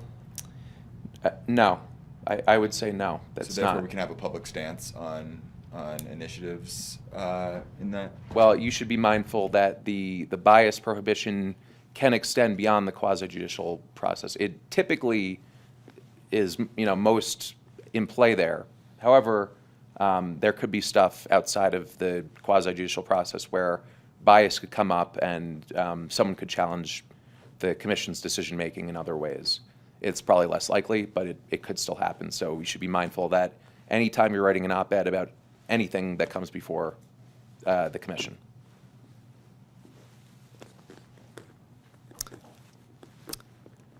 So in that, are you saying disinterested or neutral? I mean, so obviously we're passionate about a lot of different things, but we're just supposed to express that and put our our influence here in front of during the meeting. Is that correct?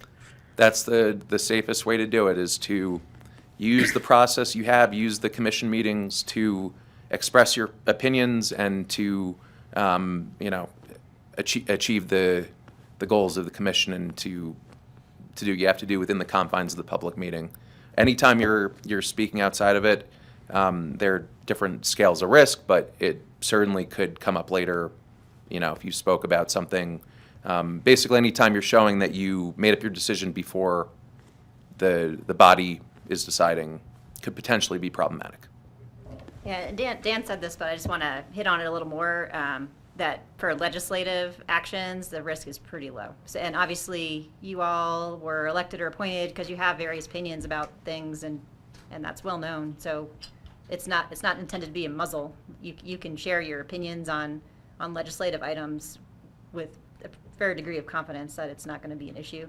So it's definitely more of an issue with quasi-judicial matters. Anything else?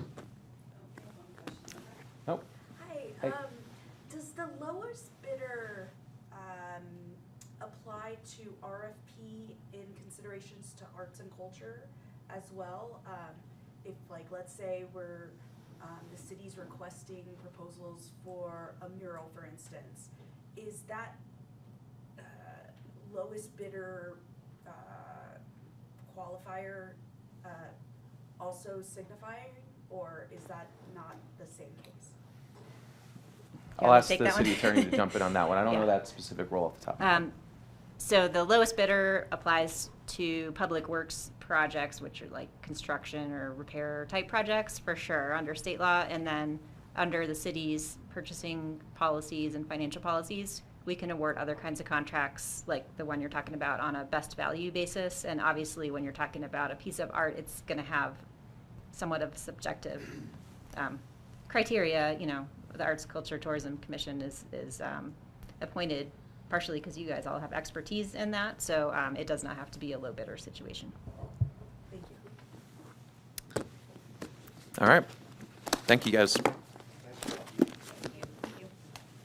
Thank you, everybody. And the city clerk has certificates for you to memorialize your participation today, and you are free from this for the next 2 years. Thank you. Thanks. Okay, we're adjourned.